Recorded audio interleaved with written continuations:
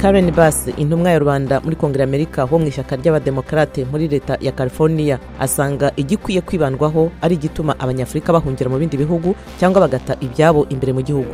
Ibihugu byo mu muryango wa Afurika yiyunze byatoye Perezida wa Misiri Abdel Fattah al-Sisi ku mwanya w'ubuyobozi bwawo mu nama ya 32 y'abakuru b'ibihugu. Perezida uri ku buyobozi muri Nigeria Muhammadu Buhari w'imyaka 76 y'amavuko na Vice Perezida Atiku Abubakar w'imyaka 72 y'amavuko bazahangana mu itora rya perezida rizaba tariki 16 z'uku kwezi kwa kabiri. Muri Algeria ishyaka riri ku buyobozi ryahisemo Abdelaziz Bouteflika kuri manda ya 5 nk'umukandida waryo mu matora azaba mu kwezi kwa kane. Naho i Londres mu Bwongereza hatangiye kumurikwa ibintu bitandukanye byari ibya Nelson Mandela wahoze ari perezida wa Afurika y'Epfo.